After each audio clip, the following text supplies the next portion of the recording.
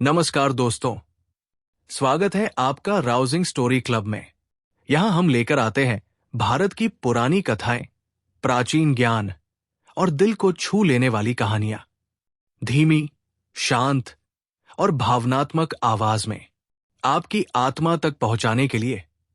अगर आप भी ऐसी गहरी और प्रेरणादायक कहानियां सुनना पसंद करते हैं तो वीडियो को जरूर अंत तक सुनिएगा। और अब चलिए शुरू करते हैं आज की अद्भुत कहानी। कभी एक मां का सबसे बड़ा प्यार उसकी सबसे बड़ी मजबूरी बन जाता है, और कभी किस्मत एक नवजात को जन्म देते ही उससे छीन लेती है उसकी पहचान। आज की कहानी उसी दर्द का सच है। एक ऐसी मां जिसने अपने पहले बेटे को जन्म लेते ही दुनिया से छुपा दिया, और एक ऐसा योद्धा जो पूरी उम्र किसी और की छाया में जीता रहा। यही है कहानी कुंती और कर्ण की, उनके टूटे हुए दिलों की, और उस रहस्य की जो सदियों से पूछा जाता है, कुंती ने कर्ण को पैदा करके उसे छुपाया क्यों? पुरानी धरती, पुराने समय की सुबह, जहां स्त्रियां पर्दे में रहती थी, राजघराने नियमों में बंधे थे, और समाज की हर सीमा किसी भी इंसान की जिंदगी तोड़ सकती थी। कुंती उस समय की एक राजकुमारी थी, गरिमामयी, धार्मिक, सीधी सादी और अपने वचन की पक्की। लेकिन किस्मत ने उनसे एक ऐसा फैसला करवाया जिसकी जलन उन्होंने पूरी उम्र महसूस की।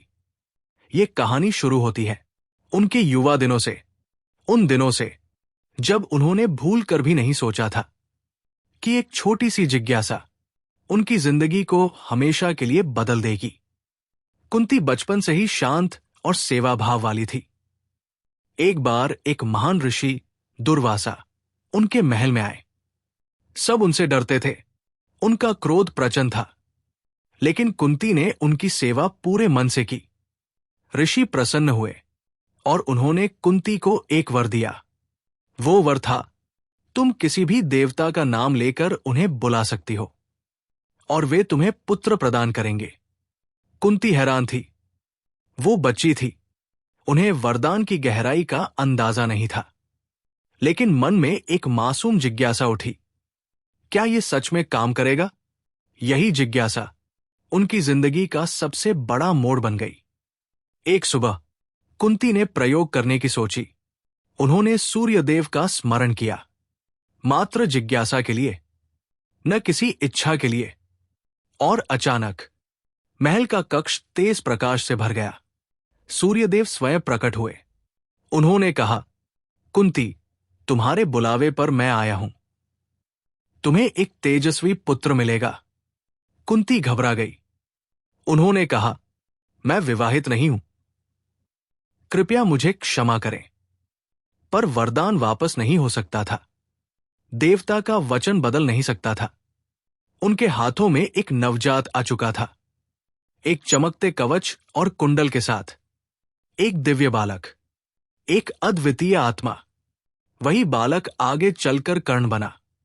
आज के समय की तरह तब की दुनिया सरल नहीं थी। अविवाहित मां होना असंभव था। सम्मान, तिरस्कार, बहिष्कार, सब एक साथ टूट पड़ते। कुंती एक राजकुमारी थी, राजघराने की प्रतिष्ठा उनसे भी ऊपर थी। अगर लोग जान जाते कि उन्होंने विवाह से पहले एक बच्चे को जन्म दिया, तो संसार उन्हें नहीं, उनके परिवार को भी क्षमा नहीं करता। उनके पिता, उनका राज्य, सब अपमानित हो जाते। कुंती का मन टूटा, पर समाज की लोहे की दीवारें उनके चारों ओर खड़ी थी। वे उस बालक को रख नहीं सकती थी, वे किसी से कह नहीं सकती थी। उनके हृदय में एक ही पीड़ा थी, मैं अपने पुत्र की रक्षा कैसे करूं? कुंती ने अपने बेटे को गोद में लिया, उसका चेहरा देखा, उसकी मासूम आंखें। वे रोई, बहुत रोई, और उन्होंने एक ऐसा निर्णय लिया जिसे सोचकर भी हृदय दुख से भर जाता है। उन्होंने एक छोटी सी टोकरी ली, उसमें अपने बच्चे को रखा, उसे धीरे धीरे नदी के किनारे ले गई। उन्होंने बेटे की पेशानी चूमी, आंसू गिरते रहे। उन्होंने कहा, मेरे लाडले, मैं तुम्हें खोना नहीं चाहती, पर समाज मुझे तुमसे दूर कर रहा है। काश मैं तुम्हें अपनी बाहों में रख पाती, पर आज मैं सिर्फ तुम्हारी जान बचाने के लिए तुम्हें संसार से दूर भेज रही हूं। कहकर उन्होंने टोकरी नदी में छोड़ दी। ये दुनिया का सबसे दर्दनाक विदा था। एक मां अपने नवजात को बहते जल में छोड़ रही थी ताकि वो जीवित रह सके। नदी की धारा टोकरी को दूर ले गई। एक सारथी अधिरथ ने उसे देखा। वो घबरा गया, टोकरी खोली और अंदर एक दिव्य बालक था। उसकी पत्नी राधा निसंतान थी। उनका हृदय पिघल गया। उन्होंने उस बच्चे को अपनाया, स्नेह दिया, नाम दिया कर्ण। कुंती को पता भी नहीं था कि उनका बेटा जीवित है। और दूसरी ओर कर्ण सोचता रहा, मेरी मां ने मुझे क्यों छोड़ दिया। दोनों के दिलों में खाली जगह बनती रही। एक तरफ दर्द, दूसरी तरफ रहस्य। कर्ण बड़ा हुआ, पर समाज ने उसे हमेशा एक सारथी पुत्र कहा। कभी योद्धा नहीं माना, कभी समान नहीं समझा। वो हमेशा सोचता, मैं अलग क्यों हूं, मेरी आत्मा इतनी बड़ी क्यों महसूस होती है। लेकिन कोई उत्तर नहीं था। कुंती इस बीच विवाह कर चुकी थी, पांडवों की मां बन चुकी थी, पर उनके हृदय में एक कोना हमेशा खाली रहा। हर बार सूर्य को देखते समय उन्हें अपना पहला पुत्र याद आता, वो जो शायद इस दुनिया में कहीं हो। साल गुजरते गए। कर्ण अब महान योद्धा था। दुशासन, दुर्योधन सब उसके साथी थे। और फिर महाभारत का युद्ध आया। युद्ध की आहट हवा में थी। कुंती का मन बेचैन था। उनके 5 बेटे युधिष्ठिर, भीम, अर्जुन, नकुल, सहदेव अपने अपने युद्ध की तैयारी में थे। कर्ण की ख्याति दिन ब दिन बढ़ रही थी। लोग कहते, वो जन्म से कवच और कुंडल धारण किए हुए था। उसके शरीर से दिव्य तेज निकलता है। वो साधारण परिवार में पैदा नहीं हो सकता। जब कुंती ने पहली बार ये सुना, उनका हृदय कांप उठा। कवच और कुंडल, हां, वो वही निशान थे जो उनके नवजात शिशु के शरीर पर थे, जिसे उन्होंने अपनी आंखों से देखा था, जिसे उन्होंने रोते हुए टोकरी में रखा था। उनके मन ने धीरे से कहा, कहीं ये वही मेरा पुत्र तो नहीं। लेकिन वे यकीन नहीं कर पा रही थी। समय बीत गया। उन्होंने वो दर्द अपने भीतर दबा दिया। एक दिन विदुर ने कुंती से कहा, कर्ण का जन्म रहस्यमय है। वो साधारण माता पिता से नहीं लगता। उसमें सूर्य जैसा तेज है। कुंती ने कुछ नहीं कहा, लेकिन उनके भीतर गूंजती आवाज और तेज हो गई, यही वो है, यही मेरा छोड़ा हुआ पुत्र है। फिर भी वे चुप रही। उनकी स्थिति जटिल थी। अगर वे सच बता देती तो परिवार, समाज और राज्य की राजनीति सब बदल जाता। युद्ध शुरू होने से ठीक पहले कृष्ण कुंती के पास आए। कृष्ण सर्वज्ञ थे। उन्हें वह रहस्य भी पता था जिसे कुंती ने दुनिया से छिपा रखा था। कृष्ण ने धीरे से कहा, कुंती, क्या तुम जानती हो कि कर्ण कौन है? कुंती कांप उठीं। उन्होंने नजरें झुका ली। कृष्ण ने कहा, कर्ण वही तुम्हारा पहला पुत्र है जिसे तुमने नदी में छोड़ दिया था।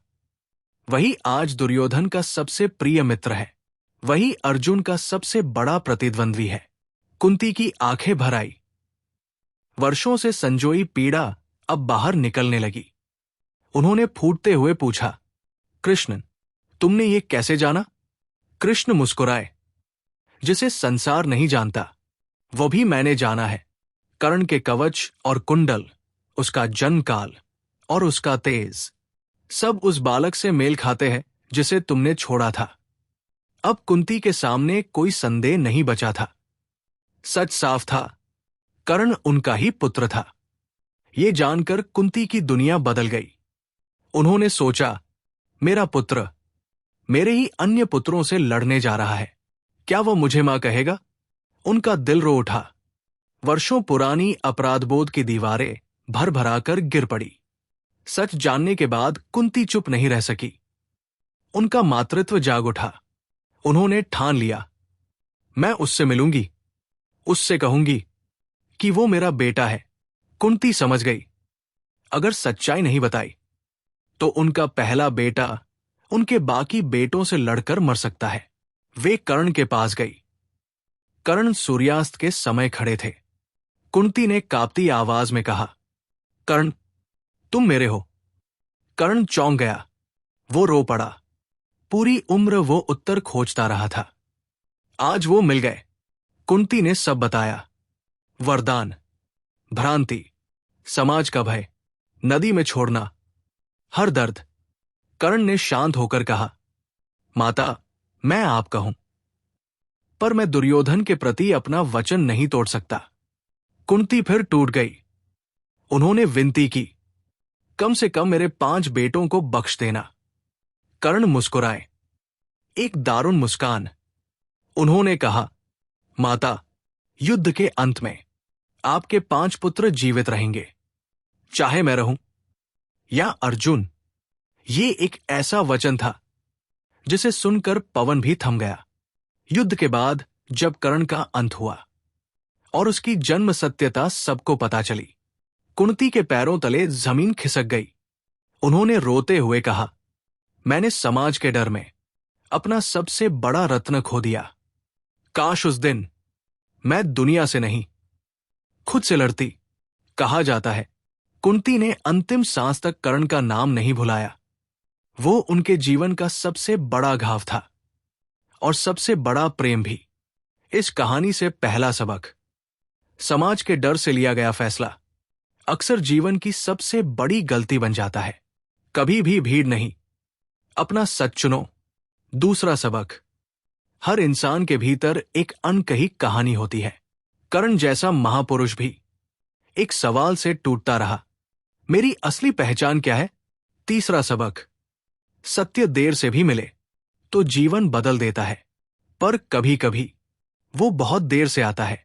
दोस्तों, उम्मीद है आपको ये कहानी पसंद आई होगी। अगर इस कहानी ने आपके दिल को छुआ हो तो वीडियो को लाइक कीजिए, अपने दोस्तों के साथ शेयर कीजिए और ऐसे ही शांत और गहरी कहानियां पाने के लिए चैनल को सब्सक्राइब करना बिल्कुल मत भूलिए। आपके सुझाव हमारे लिए बहुत कीमती है। कमेंट करके बताइए कि अगली कहानी किस विषय पर सुनना चाहेंगे। धन्यवाद। मिलते हैं अगली कहानी में।